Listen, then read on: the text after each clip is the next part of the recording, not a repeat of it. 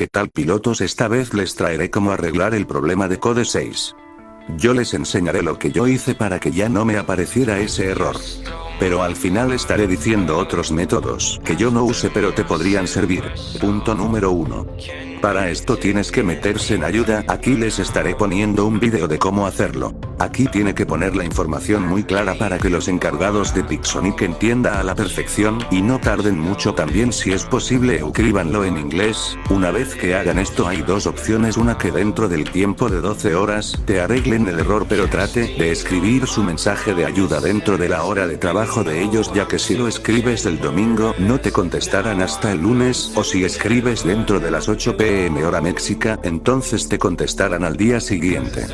Bueno, si ese error no te sirvió, recomiendo que desinstales el juego, pero tienes que tener sí o sí vinculada tu cuenta a Play Juegos, o si no perderás todo tu progreso. Pero hay una forma de recuperar, pero no queremos que pierdas tu cuenta por mi error. Pero si está vinculada, entonces te debes de acordar de todo, como contraseña y correo. Pero antes de desinstalarlo tienes que hacer lo mismo de ayuda y esperar unos 10 minutos para borrar el juego.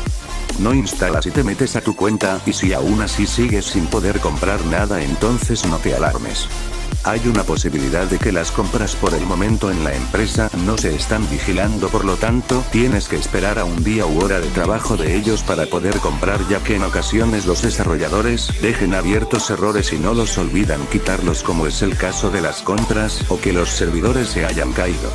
Otra posibilidad es que tu cuenta de paga no esté bien actualizada y no te deja comprar por el método que lo estás haciendo. Por lo tanto, prueba otro método de pago y arreglar tu cuenta de pago para que no vuelva a pasar. Pero este punto no es muy habitual que pase, y para estar seguro de eso, ve a un juego que cueste 5 pesos y cómpralo de la forma que estás usando para comprar ese objeto en el juego de War Robots. Y si ves que si te dejes comprar el juego, entonces el error es del juego y no tuyo, pero no te preocupes, puedes reembolsar el juego para no perder el dinero, pero tiene que hacerlo en menos de 24 horas.